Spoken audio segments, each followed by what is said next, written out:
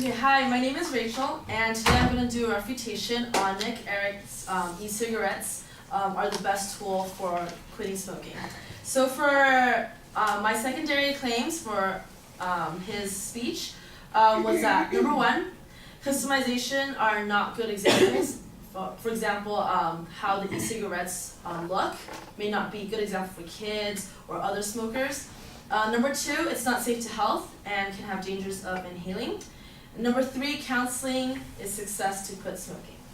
So for my first response to my secondary claim, it has the e-cigarette is part of like a cigarette. How it looks like, how you use it, it's basically like inhaling something. It's also not as cheap as some people would think, because it can range from $60 to $150 depending on the kind of e-cigarette you get. So when Eric says how these e-cigarettes are very disposable and how they are mass-produced, they are not necessarily disposable, because I have friends who do use e-cigarettes, but they've been using it throughout a long period of time, like months or even to a year. Also, the cheaper kinds, when Eric mentioned in his speech, may not actually be good for you, because it doesn't really control heat and airflow very well. And also, it's not very kid-friendly because of the different flavors that they have, because having so many various types of flavors can make kids think, oh, it's, or younger people think that it's okay to try these different kind of flavors, and therefore make them more interested in doing it more often. Because of these various types of flavors, it also adds on to the pricing, which, more money. So going from that, his information was not fully correct and accurate. Also, he didn't really mention how the basic ingredients of the e-cigarettes contain vegetable glycerin and propylene glycol.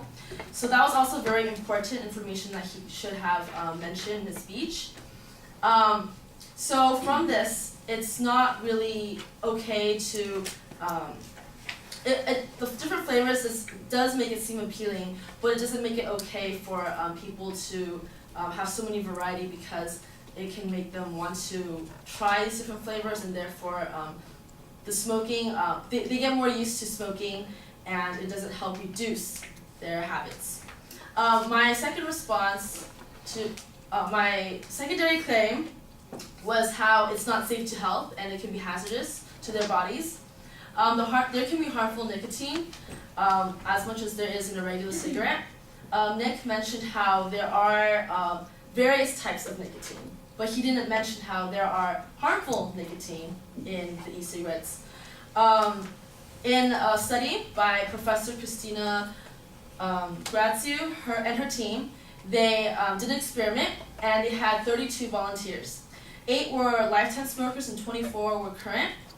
Some had healthy lungs, some didn't, but the ones that didn't had asthma and COPD, which stood for chronic obstructive pulmonary diseases, after they had effects of smoking. And this also came from e-cigarettes because of the fact that they inhaled and exhaled a substance. There are also various, depending on the person's body, some people can't take e-cigarettes, even though it may be not as strong as a regular cigarette, and therefore that can cause the lungs to therefore it can cause itchiness and coughing from smoking e-cigarettes. And putting the device between your lips is like smoking a cigarette. The actions you take, it can make the person feel like they are still smoking a cigarette, and the habit of picking up one and smoking one doesn't really lessen the habits. So my response to my secondary claim 3, which is how counseling is success to quit smoking, is that just like an e-cigarette, it can also be like a hookah pen, or it can be like hookah. After you inhale and exhale it, it can also cause dizziness sometimes if it's of too much access to it, and also irritation to the lungs. He mentioned how e-cigarettes are the best tool, but he didn't really mention all the things that could be effective after you do it, continuously. For example, how e-cigarettes can have harmful nicotine. Therefore, e-cigarettes are not the best tool. It could be a tool to quit smoking, but it isn't the best. And that counseling can also be an alternative because there can be one-to-one interaction with people. It can help the person's mentality change of quitting smoking rather than using a different substance. And also having help from another person can help someone emotionally and therefore change their mindset. And yeah, that is my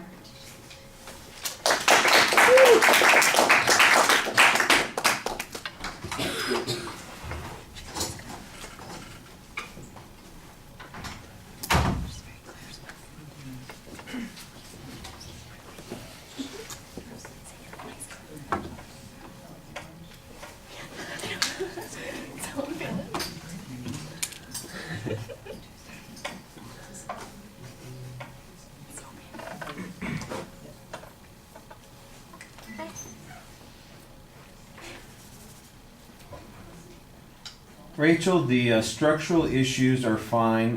You labeled the secondary claims. You've got your own arguments that you're identifying at individual points. So the idea of the presentation is fine. I do think, however, that there are some issues. For instance, on the first point, you talk about how cheap it is. I didn't hear any evidence that talked about the cost issue. The only example about it not being disposable is the fact that you know people who have smoked the same e-cigarette for a year or so. So we've got a personal example on that. Still no cost issue that's going on there. By the way, if it's not disposable, if they hold on to it forever, doesn't that reduce the costs in the long run? It seems almost like it's contradictory, the argument that you're making in another spot. When you say that you made an argument at one point that said that these e-cigarettes, sometimes the cheaper ones, they don't control the heat and the airflow, I have no data on that, and I have no consequence to the fact that they don't control the heat and airflow. So what is the harm that goes on here? My memory of the advocate's argument was that the heat all would be in creating the mist, not necessarily in what people would take in, and that's where the danger lays.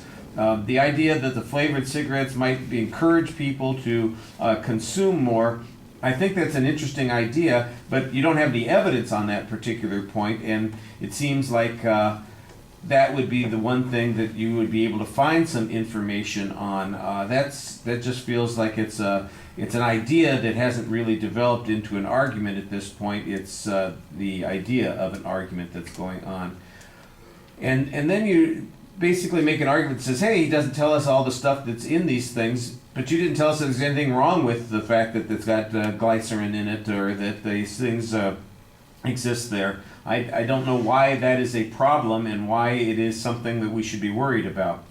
On the second point, there's this argument here that compares the cigarette smokers, the 32 people in this voluntary group.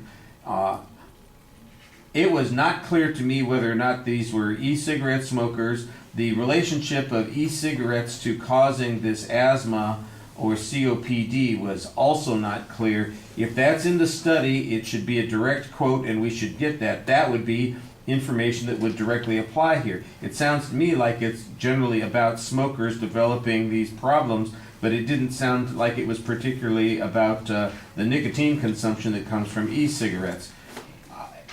I'm not saying it isn't, I'm just saying it didn't sound like it was. You said that it was, and it would be so much more convincing if we have a direct quote there. If there's a direct quote from that study, that needs to be in that argument, because that's the one place where you've got some link to what you're talking about that would address the advocate's argument that these things are benign in the first place. And then you've got kind of this general psychological discussion about whether or not people are going to. I think it's reasonable to say, look, you're just perpetuating the bad habit. You're replacing one habit with another habit, but it doesn't change, their need to hold something in their hand, to consume something, to do all those sorts of things. And by the way, there'll be plenty of times when it might make more sense to have the hypothetical argument that says if they got out of the habit, they wouldn't be tempted to smoke again. Here, they still have the habit, and now they're going to think, well, it'd be okay if I have a real cigarette every once in a while because I've cut way down. You know, it's like those people who rationalize the calories they consume. I shouldn't be consuming the calories, but it's okay because I've been drinking Diet Coke all week long, and so I've got a few extra calories to burn, so I'll just go ahead and smoke the cigarette and take in those risks, you know, and it won't be quite as risky. I think there's an argument to be made that says we need to deal with people's underlying issues about why they are consuming these things and not just substitute one thing for another, because that doesn't really fix the underlying problem. It might fix some of the issues, which is the argument, of course, the advocate's making. The idea of the alternatives, I think, at the end is just not, I think you've got an idea here that is incomplete. There's some discussion about hookah in this particular point, which I don't particularly see as being relevant. I think the therapy argument is better, and the idea that, you know, there's a good reason why using a patch or nicotine gum is a better alternative than these cigarettes, these electronic cigarettes, because it separates people from those habits that are associated with smoking, that you have to have it at a particular time, for instance. You know, you get set, oh, I got to have the first cigarette of the day or the last cigarette of the day, or I've got to have one after I eat, or, you know, after I have sex, or, you know, before I exercise, or whatever. You know, you get into all these habits of that sort of thing, and all we're doing is perpetuating the habit by having this alternative. Whereas if you put on the patch and it's all just addressing itself to the nicotine, you're breaking the habit of having to do something, you know, associated. You know, I finished my meal, I push it away. Now let me get the patch out and put it on my arm. That's not how it works. It's not like people pop nicotine gum in their mouth. You and your lover, you know, you're lighting up your cigarettes together after sex, and you say, heck, we're ready for a piece of nicotine gum. You know, that's not the way those things work. And I think that's the kind of way that you want to approach this argument. As it is, I think you tried to find issues to talk about. They aren't developed as well as they need to be. There may be a problem because there might not be any dispute on this. Maybe there isn't anything particularly harmful about them. But if there's a harm to nicotine, that's what you need to emphasize. And you need to find out what the harm to the nicotine is and develop that argument. Okay, thank you. Can I volunteer to go next? Well, I don't know. Brittany's been sitting here eyeballing her name on this, and she's. Yeah, I wouldn't want to jump in and steal her spot. Do you want him to go next, or would you like to go next? If you want to go next, I don't know. I don't care. I just want to get it done today. I mean, We'll get in at least two more. okay. Let's have Brittany, and then we'll do Pepper. All right. Okay. All right, and